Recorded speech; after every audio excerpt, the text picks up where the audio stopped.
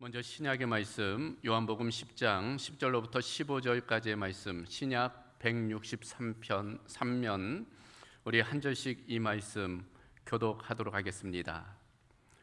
도둑이 오는 것은 도둑질하고 죽이고 멸망시키려는 것뿐이요 내가 온 것은 양으로 생명을 얻게 하고 더 풍성히 얻게 하려는 것이라. 나는 선한 목자라. 선한 목자는 양을 위하여 목숨을 버리거니와. 싹구는 목자가 아니요 양도 제 양이 아니라 이리가 오는 것을 보면 양을 버리고 달아나나니 이리가 양을 물어가고 또 해치느니라. 달아나는 것은 그가 삭군인 까닭에 양을 돌보지 아니함이나. 나는 선한 목자라. 나는 내 양을 알고 양도 나를 아는 것이 아버지께서 나를 아시고 내가 아버지를 아는 것 같으니 나는 양을 위하여 목숨을 버리노라. 아멘. 이어서 구약의 말씀 시편 23편 1절로 6절까지 구약 818면입니다. 이 말씀도 한 절씩 교독합니다. 여호와는 나의 목자시니 내게 부족함이 없으리로다. 그가 나를 푸른 풀밭에 누이시며 실만한 물가로 인도하시는도다. 내 영혼을 소생시키시고 자기 이름을 위하여 의의 길로 인도하시는도다. 내가 사망의 음침한 골짜기로 다닐지라도 해를 두려워하지 아니하는 것은 주께서 나와 함께 하심이라. 주의 지팡이와 막대기가 나를 안위하시나이다. 주께서 내 원수의 목전에서 내게 상을 차려주시고 기름을 내 머리에 부으셨으니 내 잔이 넘치나이다. 내 평생의 선하심과 인자하심이 반드시 나를 따르리니 내가 여호와의 집에 영원히 살리로다. 아멘.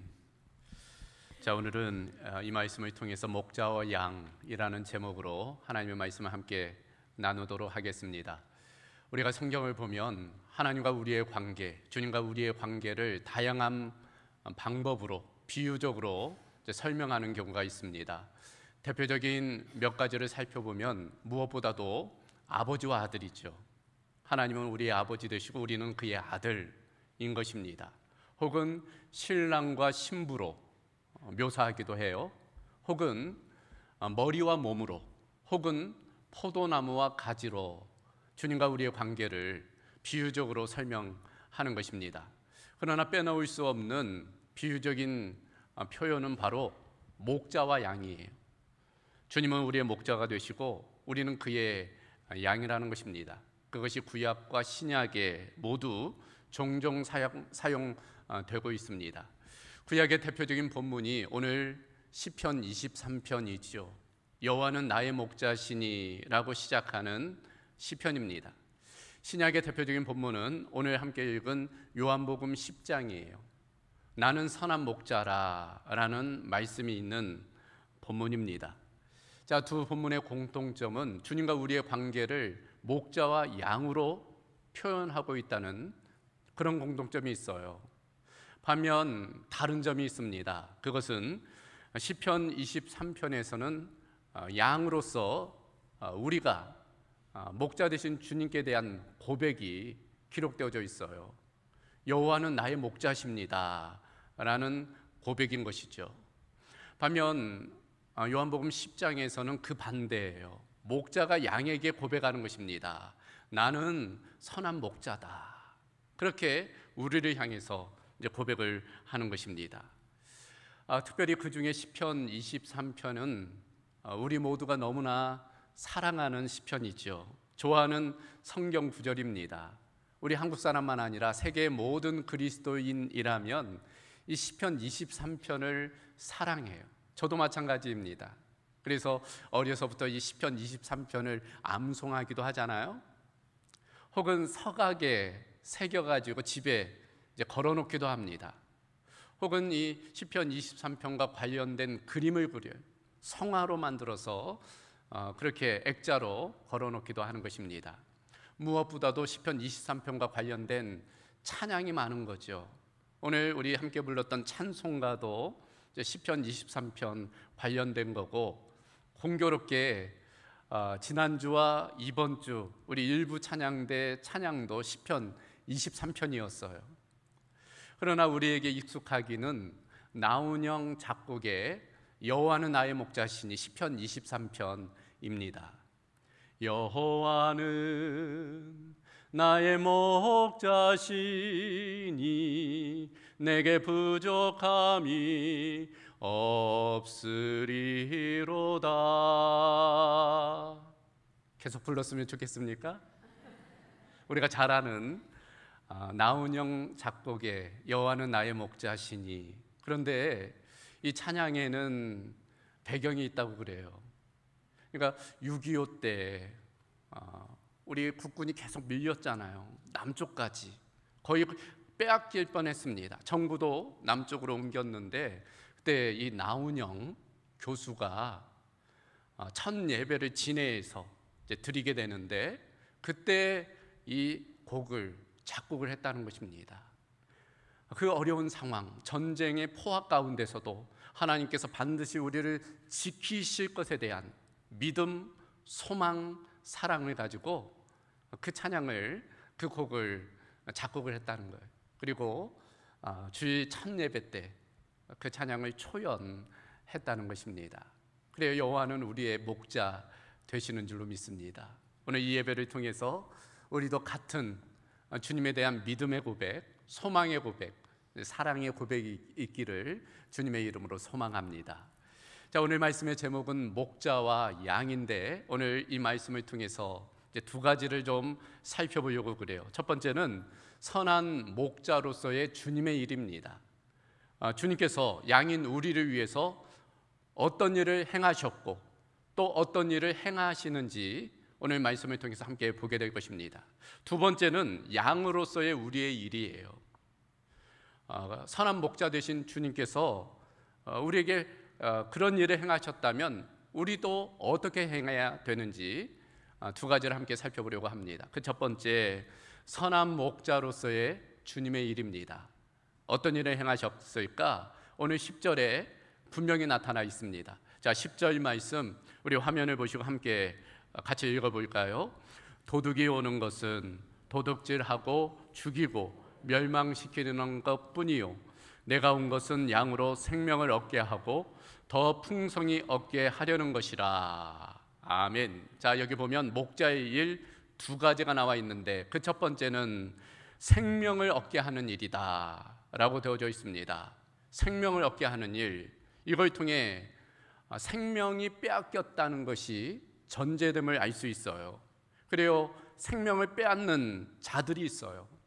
본문에 따르면 8절에 강도, 절도라고 되어져 있어요. 10절에는 도둑이라고 되어져 있습니다. 그리고 12절에는 이리라고 되어져 있어요. 이런 것들이 양의 생명을 빼앗는다는 거예요. 이들이 하는 일, 죽이고 멸망시키는 일이다. 그래요, 실제로 어둠의 세력, 악한 세력, 사단과 마귀가 생명을 빼앗는 그런 일들을 하는 것입니다. 실제로 이와 같은 일로 인류 최초 아담과 하와가 넘어가게 됐죠. 그래서 모든 인류가 생명을 빼앗기게 된 것입니다.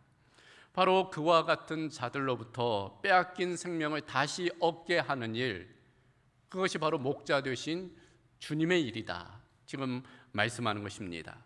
이처럼 절도며 강도인 이 사탄은 생명을 빼앗지만 선한 목자 되신 주님은 생명을 살리는 일을 하신다, 오늘 우리에게 말씀해 주고 있습니다. 자, 그렇다면 여기서 생명은 어떤 생명일까? 여러분, 헬라어에 보면 생명과 관련된 단어가 세 가지가 있어요. 첫 번째는 비오스라는 단어입니다. 이것은 육체적인 생명, 그걸 뜻해요. 그래서 이 비오스에서 바이오, 또 생물학을 의미하는 바이올로지라는 단어가 나오게 되었죠. 두 번째는 푸시케라는 단어입니다. 이것은 혼적인 생명을 의미해요. 그래서 이 푸시케에서 사이콜로지, 심리학이라는 그런 단어가 파생됐습니다. 반면 세 번째 조에라는 단어가 있어요. 이것은 영적인, 전인적인, 영원한 생명을 뜻하는 거예요. 자, 그렇다면 오늘 본문에 이 생명은 과연 어떤 단어가 쓰였을까요? 조에이지요. 바로 영적인 생명, 영원한 생명, 전인적인 생명, 그 생명을 뜻하는 것입니다. 그러니까 주님께서는 단지 그저 생물학적인 우리의 생명, 목숨을 유지하게 하시는 뿐만이 아니라 우리에게 영원한 생명, 전인적인 생명을 주시기에 오셨다 말씀을 하는 것입니다. 이것을 9절에서는 다르게 표현하고 있어요. 9절 한번 보실까요? 내가 문이니 누구든지 나로 말미암아 들어가면 구원을 받고, 조금 전에는 생명이라고 표현되어져 있는데 그걸 9절에서는 구원을 받는다라고 되어져 있습니다. 그러니까 주님께서는 우리에게 영원한 생명, 구원을 주신다 지금 말씀하고 있는 것입니다. 자, 이렇게 우리에게 영원한 생명을 주시기 위해 주님께서 하시는 일이 무엇일까? 11절에 이렇게 되어져 있어요. 나는 선한 목자라. 선한 목자는 양들을 위하여 목숨을 버리거니와. 그러니까 예수님께서는 우리에게 생명을 주시기 위해 자신의 생명을 희생하셨다. 생명으로 생명을 공급하셨다 말씀하고 있어요. 십자가의 그 사랑과 은혜에 관한 것입니다. 이처럼 목자 되신 주님은 먼저 양인 우리에게 영원한 생명을 주시는 분이라고 오늘 우리에게 말씀해 주는 것입니다. 그런데 그것만이 아니라는 거예요. 선한 목자 되신 주님은 우리에게 생명을 주시는 것만 끝나지 아니하고 더 풍성히 얻게 하신다 말씀하고 있습니다. 자, 10절 말씀을 한번 다시 보면 내가 온 것은 양으로 생명을 얻게 하고 더 풍성히 얻게 하려는 것이라. 여기 보면 더 풍성히 라는 표현이 나와요. 영어 킹 제임스 버전을 보면은 more abundantly 라고 되어져 있습니다. 더, more, 그러니까 보다 위에 어떤 한계를 넘어 그 이상으로, 그런 의미를 내포하고 있는 거예요. 그러니까 크기에 있어서 작지가 않다는 거예요. 크다는 것을 의미합니다. 길이에 있어서 짧지가 않다는 거예요. 매우 길다는 것을 의미합니다. 기간에 있어서 순간적이지 않고 영원하다는 것을 의미하는 거예요. 그러니까 주님께서 우리에게 생명을 주셔서 그저 목숨 부지하고 간당간당하게 살아가게 하시는 것이 아니라 우리가 풍성하게 살아갈 수 있도록 주님께서 아낌없이 은혜를 베푸신다. 그걸 지금 표현하고 있는 것입니다. 그러니까 주님께서는 전인적인 회복과 성숙을 이루어 가신다는 거예요. 우리에게 참된 기쁨과 평안을 주신다는 것입니다. 여호와 샬롬을 이루어 가신다 지금 말씀하고 있어요. 이와 같이 주님께서는 생명을 얻게 하고 더 풍성하게 얻게 하시도록 우리를 이끌어 가신다 말씀하고 있습니다. 자, 그러한 삶을 위해서 주님께서는 구체적으로 어떤 일을 행하실까? 세 가지를 보겠습니다. 그 첫 번째는 공급하세요. 목자 되신 주님께서는 우리의 필요를 공급하십니다. 오늘 본문 9절을 보니까 내가 문이니 누구든지 나로 말미암아 들어가면 구원을 받고 또는 들어가며 나오며 꼴을 얻으리라. 꼴이 뭐예요? 이 양의 음식이잖아요. 양의 필요입니다. 그것을 공급한다는 거예요. 그래서 시편 23편 1절에 보면 여호와는 나의 목자시니 내가 부족함이 없으리이다 고백하고 있는 것입니다. 목자 되신 주님께서 공급해 주시기 때문에 나는 부족함이 없다 그렇게 이야기하고 있는 거예요. 여러분, 양을 보셨습니까? 대관령 양떼 목장이나 그런 데 가셔서 보셨을 거예요. TV를 통해서도 보셨을 겁니다. 제가 태어나기 전에 저희 아버님이 목회하시면서 양 몇 마리를 키우셨다고도 들어봤습니다. 제가 성지순례에 가서 이 양들을 좀 본 바가 있는데 이 양은 참 특별한 동물이에요. 이 양의 습성이 있는데 보통의 이 동물들, 가축들은, 짐승들은 이파리만 뜯어먹고 끝나잖아요. 근데 양은 그렇지가 않대요. 양은 뿌리까지 다 뽑아먹는답니다. 그래서 양이 한번 지나가면 초토화된다는 거예요. 아무것도 남지 않는다는 것입니다. 그래서 양은 늘 이동시켜서 그 양떼를 키우는 거죠. 그러니까 목자는 늘 새로운 목초지로 이 양떼를 이동하여 그 필요를 공급하는 거예요. 더욱이 팔레스타인은 건조한 땅이잖아요. 물이 필요합니다. 그런데 선한 목자 되신 주님은 시편 23편에 따르면 그 양떼를 푸른 초장, 쉴만한 물가로 인도하여 그 필요를 공급한다 고백하고 있어요. 그래서 시편의 기자는 나는 부족함이 없다 이야기하는 것입니다. 이처럼 선한 목자 되신 주님, 우리의 필요를 공급하세요. 어떤 필요? 영적인 필요, 육적인 필요, 관계적이고 정서적이고 물질적인 필요, 그 모든 필요를 우리에게 공급해 주십니다. 그래서 야고보 사도는 이렇게 선포하고 있어요. 온갖 좋은 은사와 온전한 선물이 다 위로부터 빛들의 아버지께로부터 내려온다. 누구로부터? 위로부터, 빛들의 아버지로부터 온갖 좋은 은사와 온전한 선물이 공급된다는 것입니다. 이처럼 목자는 양의 필요를 공급해 주는 것입니다. 그뿐 아니에요. 목자는 양을 보호합니다. 여러분, 양의 특성이 있는데 이 개, 강아지들 키우시는 분들 많이 있는데 스스로 그 가축이 된 게 이 개가 처음이라고 그러잖아요. 그런데 개 다음으로는 양이랍니다. 양이 가장 빨리 가축이 됐다고 그래요. 무려 지금으로부터 10,000년 전에 양을 가축으로 길렀다, 그런 기록들이 있다는 것입니다.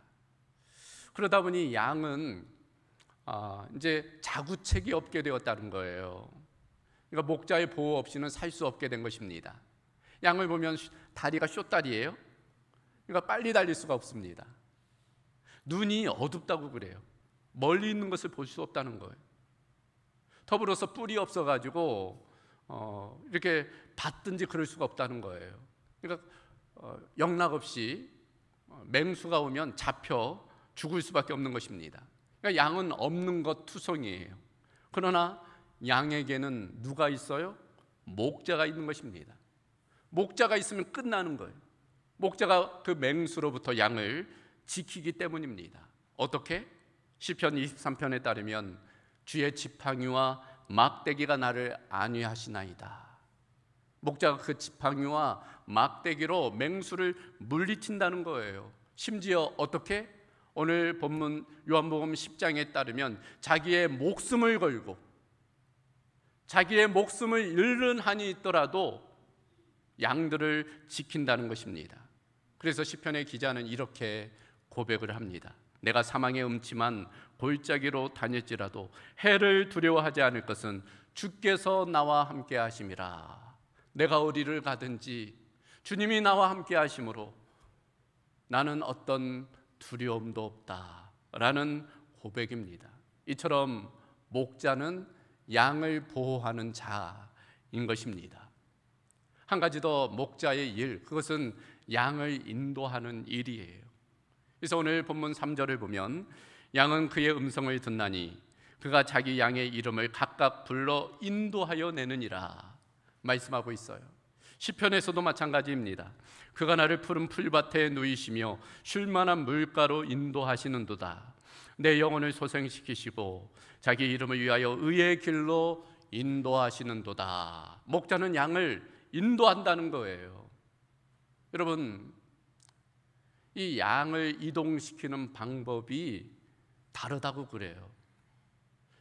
그러니까 다른 지역과 이 팔레스타인의 양 이동 방법은 전혀 다르다는 것입니다. 여러분 보셨습니까?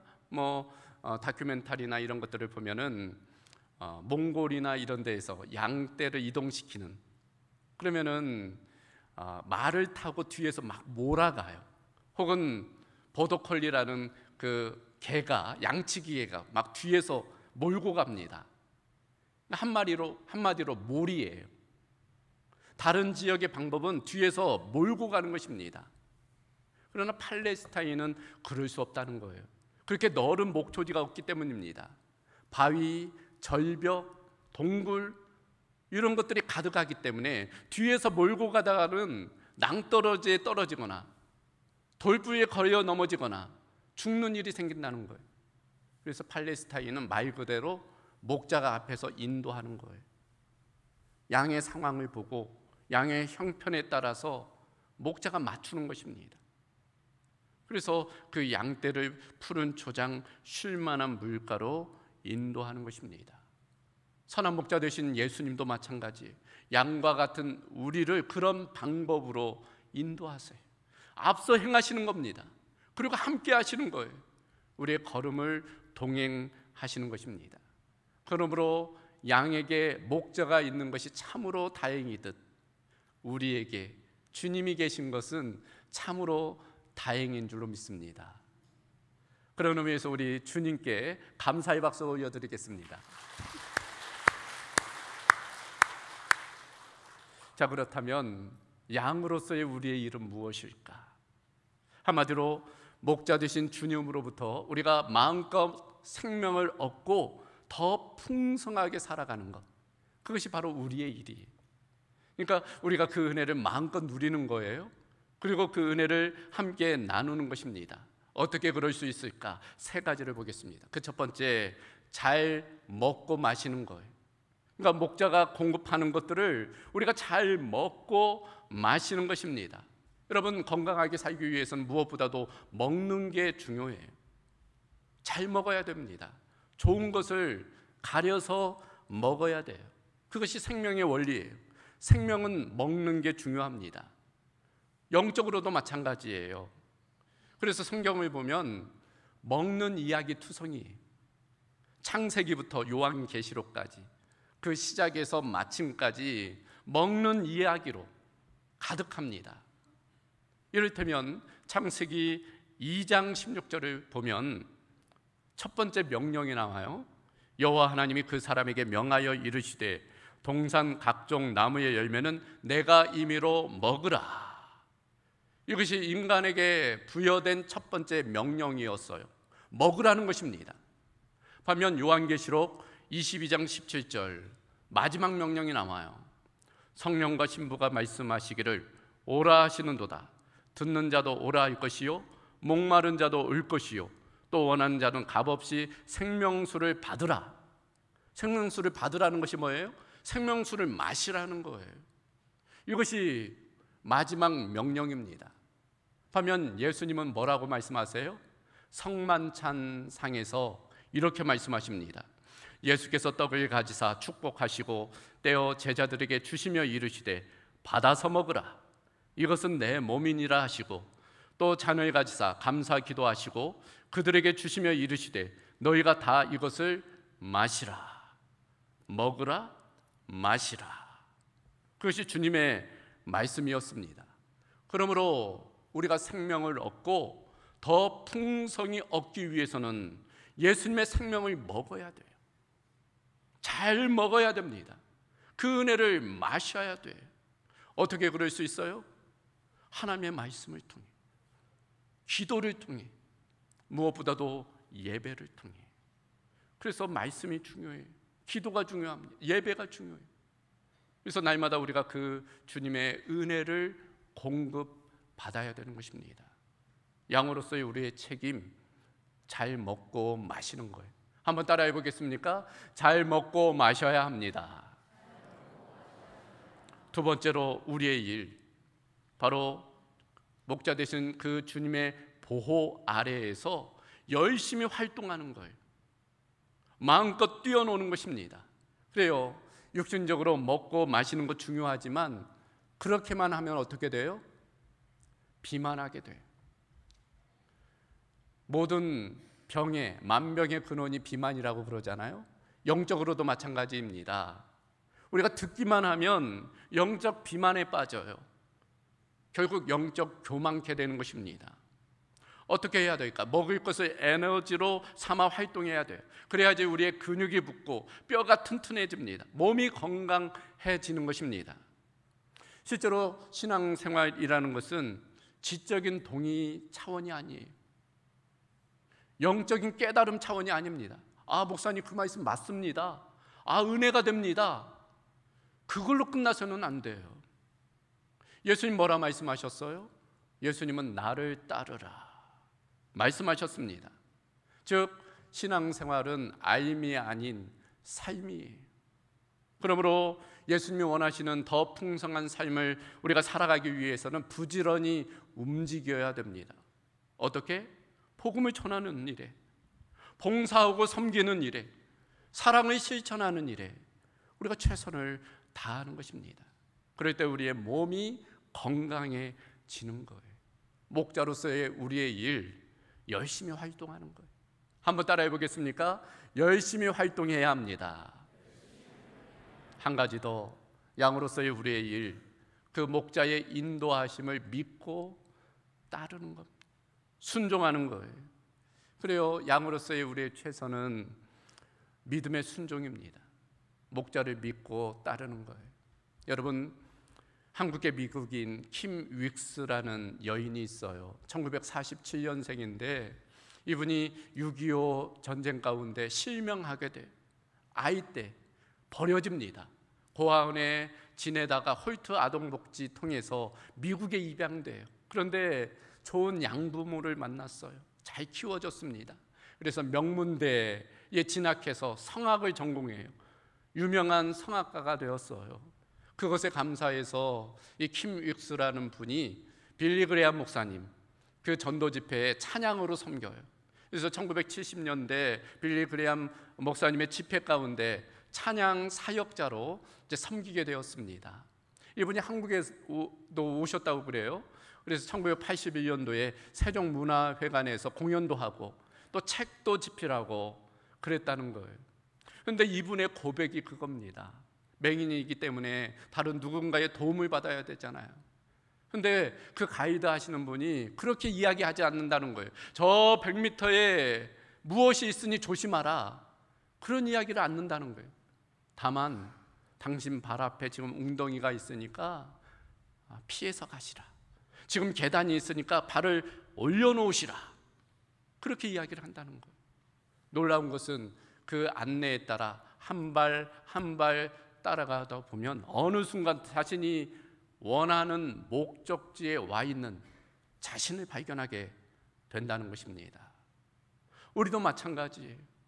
선한 목자 되신 주님 그 음성에 귀 기울이고 따라가면 우리도 주님이 원하시는 자리, 그 자리에 다다르게 되는 것입니다. 여러분, 10년 후 걱정할 필요 없어요. 내일도 모르는데 무슨 10년 후? 다만 주님의 이끄심에 우리가 온전히 순종하면 되는 것입니다.